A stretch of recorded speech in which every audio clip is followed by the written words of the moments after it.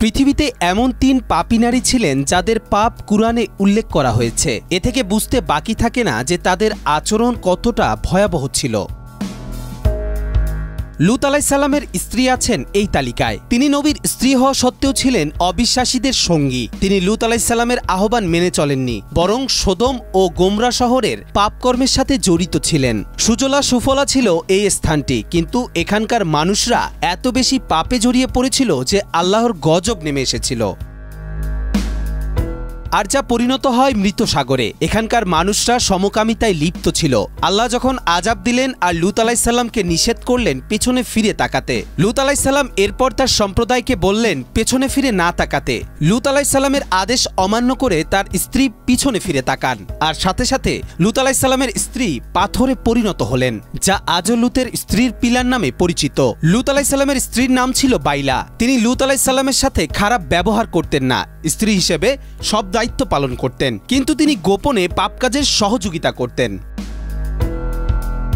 আবু লাহাবের স্ত্রীর নাম ছিল উম্মে জামিল। এই নারী নবীজির চলার পথে কাঁটা ও শুকনো কাঠ এনে রাখত, যাতে করে পা পিছলে কাঁটার ওপরে এসে পড়তেন নবীজি। কিন্তু এর জন্য তাকে লাঞ্ছনা দেয়া হয় এবং তার বিষাক্ত জবানের জন্য তার উপর গজব নাজিল হয়েছিল। তার মুখের ভাষা এতটাই খারাপ ছিল যে প্রতিবেশীরা ভয় পেত তার মুখের জবানকে। মহিলারা দূরে থাকতে চাইতো তার থেকে, কেননা সে একবার কথা বলা শুরু করলে এমন এমন ভাষায় কথা বলতো তা যেন মানুষের হৃদয়কে করত ক্ষতবিক্ষত। তার এই পাপের কারণে আল্লাহ তার নাম উল্লেখ করে পবিত্র কুরআনে ভয়ঙ্কর আযাবের কথা উল্লেখ করেছেন। ইতিহাস থেকে জানা যায় উম্মে জামিল যে রাস্তা দিয়ে যেত, অন্যান্য নারীরা ভয়ে ওই রাস্তা ত্যাগ করে অন্য রাস্তা দিয়ে যেত।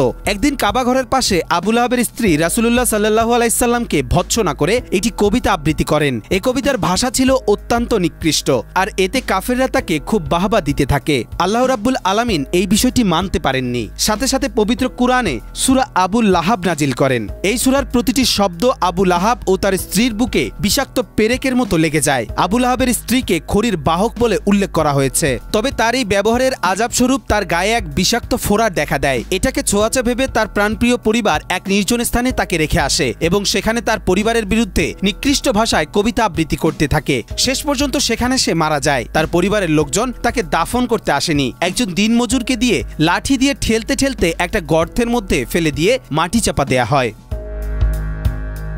এরপর নূহ আলাইহিস সালামের স্ত্রীর ঘটনা কুরআনে উল্লেখিত আছে। তিনি ছিলেন একজন কাফের নারী, যিনি নূহ আলাইহিস সালামের ধর্মের বিরোধিতা করেছিলেন। ইতিহাসে নূহ আলাইহিস সালামের স্ত্রীর নাম বালিহা বলে উল্লেখ করা হয়েছে। সে শুধুমাত্র কাফেরই ছিল না, তার চালচলন সবকিছু ছিল কাফেরদের সাথে। একদিকে কুফরি, অন্যদিকে নূহ আলাইহিস সালামের বিরোধিতা করত। আল্লাহ তাআলা এই নারীর নফরমানির কথা কুরআনে উল্লেখ করেছেন। আল্লাহ হযরত নূহ আলাইহিস সালামের জাতির উপরে যে মহাপ্লাবন দিয়েছিলেন, তখনও নূহ আলাইহিস সালামের কাফের স্ত্রী তার অহংকারের কারণেই ভয়াবহ আযাবের মধ্যে পড়েছিলেন এবং সেখানে কাফেরদের সাথে মারা যান।